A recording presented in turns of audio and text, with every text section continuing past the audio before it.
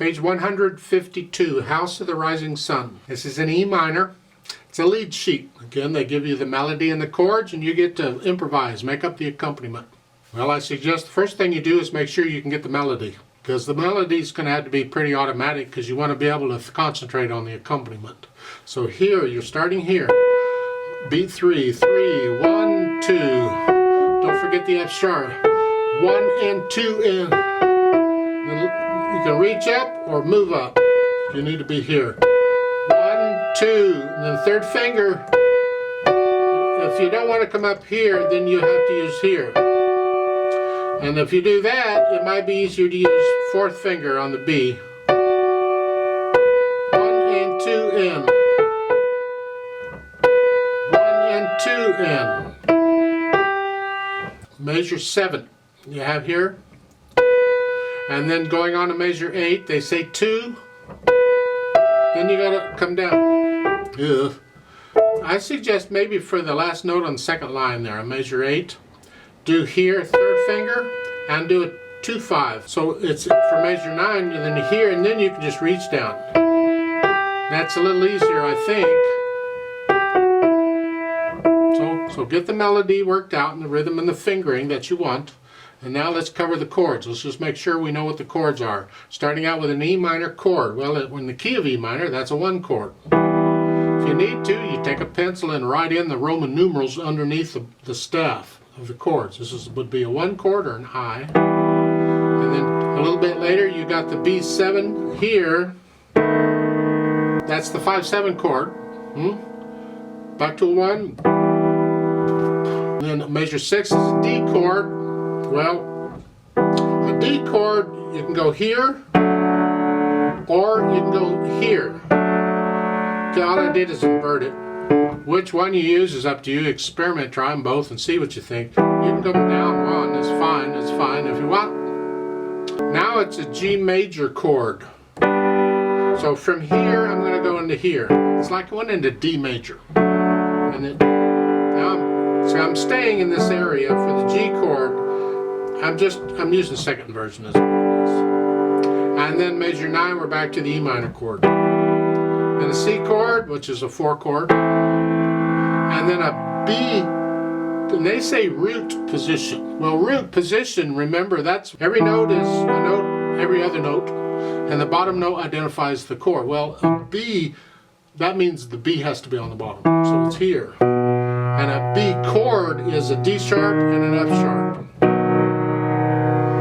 So that's what the chord is. And root position, that's what they're saying to do. And then back to the C. Well, I'm here, I can just stay here if I want to. Or I can come back up to here. You have to experiment with these inversions and where the chords are and how it sounds with the melody and all. So be a little flexible on that. And then for measure 13, back up to E minor. And this B7 first inversion again. And then E minor. With the melody, let's see what it sounds like with the just block chords. E minor. Then a B7 chord or a 5-7 chord. See the first inversion thing? Well, if I take a B7 chord, that's it. That's root position. The first inversion just means that's on the bottom, so put the B. I don't need all 4 notes, so I just left out the F sharp. It's what we've been doing in primary keys. It's here. But that's fine. Here.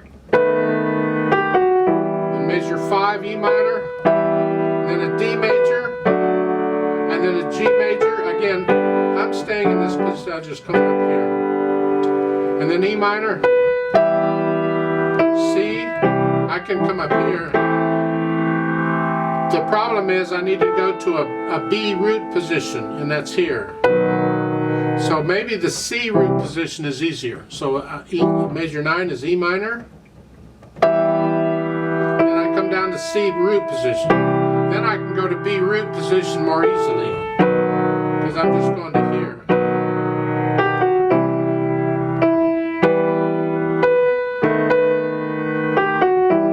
To work out what the chords are, and once you kind of have a handle on that, then you can start playing around with the improvising part. changing what that is. We're playing block, do broken. So, I mean, if it's in 3/4 time, play quarter notes.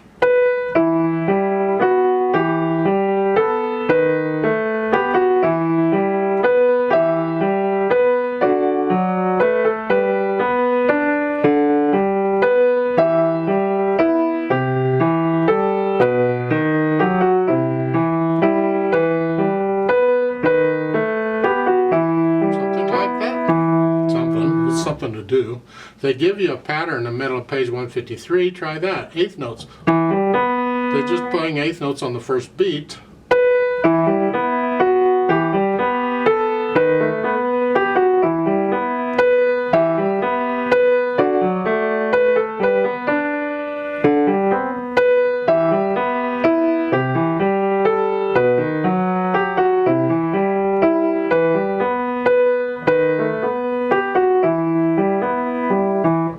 It doesn't matter. The pattern is entirely up to you and what you like to hear.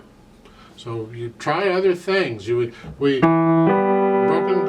at the top of the page, just a quarter note there.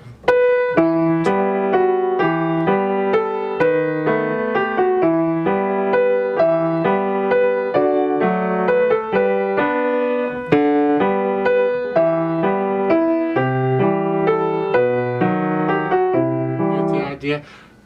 If it sounds okay, it is. So you use your imaginative powers, and what can you do with this left hand? Maybe I'm doing.